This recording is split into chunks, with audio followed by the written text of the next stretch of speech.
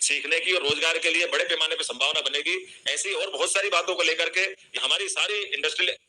Belt के अंदर जो मूलभूत सुविधा है और मूलभूत सुविधाओं के साथ में विभिन्न विभागों के साथ जिनका तालमेल करना, उसमें भी हम काम कर रहे हैं कि खास करके पीने के पानी की, बिजली की सप्लाई की, और कई मामलों में आपने देखा ही होगा कि हमारे यहाँ जो बिजली की खास करके सरकार के माध्यम से जो राहत दी जाती है इंडस्ट्री को बढ़ावा देने के लिए, वो देश में सबसे ज्यादा कहीं मदद है तो हमारे यहाँ है। उसी प्रकार से रोजगार में खास करके हमारे लेबर के मामले में लेबर की उपलब्धता और लेबर के रेट भी देश में सबसे एक तरह से व्यापार को प्रोत्साहन देने वाले स्थिति में आते हैं। तो मैं उम्मीद कर रहा हूं कि बहुत सारी बातें हुई है, लेकिन कुल मिलाकर के हम सबकी इच्छा है मध्य प्रदेश निवेश के लिए आप सबके मन को भाए और मध्य प्रदेश में आप सब आए, मैं आपका स्वागत। लेकिन आज भी अब जो बदलते दौर में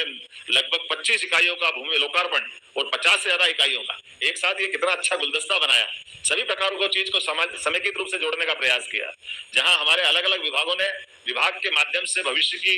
ऊंचाइयों के लिए उनने लक्ष्य भी तय किए, उसकी विशेषता भी बताई, अपनी पॉलिसियों पे बात की। अलग अलग सेक्टर के अंदर जैसे उदाहरण के लिए हमारे माइनिंग सेक्टर की बात आती तो केवल हमसे आगे उड़ीसा ही है,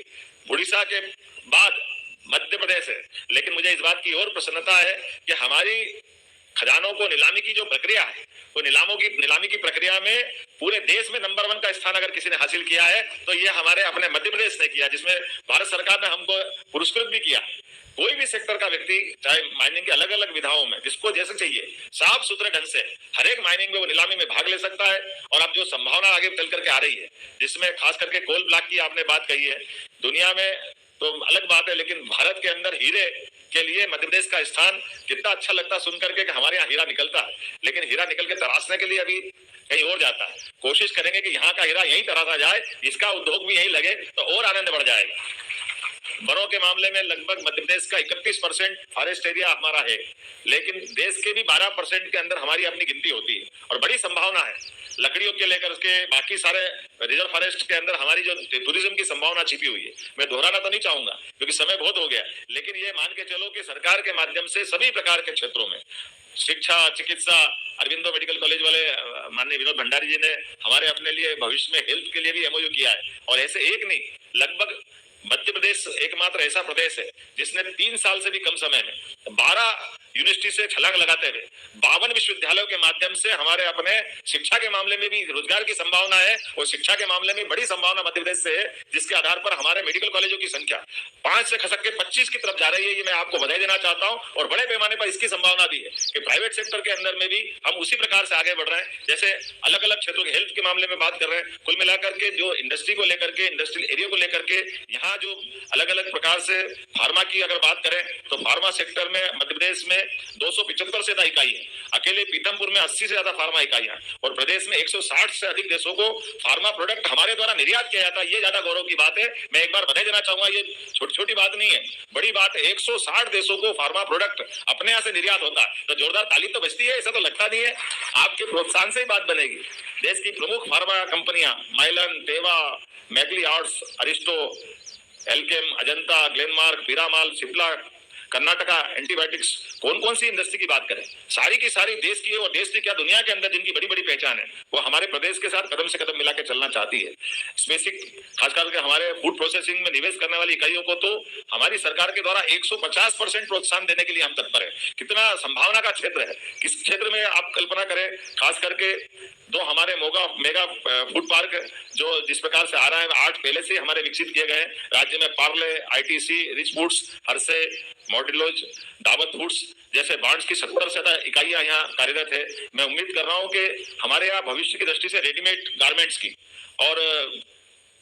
टेक्सटाइल की जो बड़ी बड़ी संभावना है, जिसके लिए अभी हमारे द्वारा कुछ और प्रयास भी करेंगे, जिसमें जबलपुर आज इतना बड़ा कार्यक्रम कर रहा था, जबलपुर को भी कुछ देने का बनता है। तो अर्थ बाबा महादेव नहीं है, महादेव तो प्रतीक माने है, सही अर्थ में तो काल की नगरी है और काल की नगरी में महाकाल समाये हुए हैं और उस काल का मतलब समय बदल रहा है और बदलते समय में दुनिया में यशस्वी प्रधानमंत्री के नेतृत्व में भारत ने अपनी एक नई ऊंचाई की तरफ कदम बढ़ाया। जोरदार अभिनंदन करें यशस्वी प्रधानमंत्री के साथ चलने के लिए तत्पर मध्य प्रदेश, जो उनके शब्दों में डबल इंजन की सरकार, और हमारी अपनी डबल इंजन की सरकार में बड़ी संभावना अपने देश की, जो वास्तव में बात तो वही है, हजारों हजार साल से भारत की पहचान अपनी अलग प्रकार की थी। काल के प्रवाह में उस पहचान पर कोई ग्रहण लगा, कोई बात नहीं, सुन के कितना अच्छा लगता है। जो 250 साल तक हमको लूट के ले गए, लेकिन 70-75 साल में हमने उनसे आगे बढ़कर के पुनः मुकाम हासिल किया, 5वीं अर्थव्यवस्था बनकर के। ये यहाँ का पुरुषार्थ, पराक्रम, हमारा पौरुष, हमारा अंदर का कॉन्फिडेंस और हमारी अच्छाई है कि काल के प्रवाह में जैसे स्प्रिंग को जितना चाहो दबा लो, जैसे ही छोड़ोगे वो उछल करके वापस अपना स्थान ग्रहण करेगी। कितना अच्छा लगता है। अभी यहाँ हमारे बीच एमओयू हुए, तो अभी तक तो हमारे यहाँ गन बनती थी, क्या बनती थी, तोप बनती थी, अब टैंक बनने का एमओयू हुआ। जोरदार अभिनंदन करें हमारे अपने रक्षा संस्थान के माध्यम से।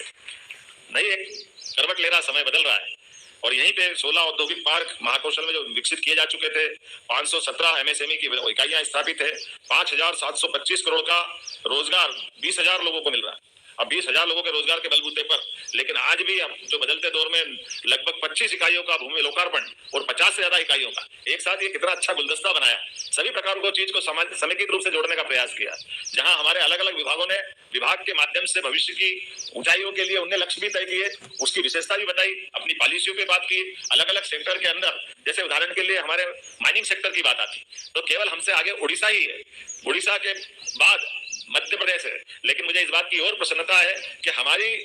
खजानों को नीलामी की जो प्रक्रिया है, वो नीलामी की प्रक्रिया में पूरे देश में नंबर 1 का स्थान अगर किसी ने हासिल किया है तो ये हमारे अपने मध्य प्रदेश ने किया, जिसमें भारत सरकार ने हमको पुरस्कृत भी किया। कोई भी सेक्टर का व्यक्ति, चाहे माइनिंग की अलग अलग विधाओं में, जिसको जैसे चाहिए साफ सुथरे ढंग से हर एक माइनिंग में वो नीलामी में भाग ले सकता है। और अब जो संभावना आगे चल करके आ रही है, जिसमें खास करके कोल ब्लॉक की आपने बात कही है, दुनिया में तो अलग बात है, लेकिन भारत के अंदर हीरे के लिए मध्य प्रदेश का स्थान कितना अच्छा लगता है सुन करके कि हमारे यहाँ हीरा निकलता है, लेकिन हीरा निकल के तराशने के लिए अभी कहीं और जाता है। कोशिश करेंगे कि यहाँ का हीरा यहीं तराशा जाए, इसका उद्योग भी यहीं लगे तो और आनंद बढ़ जाएगा।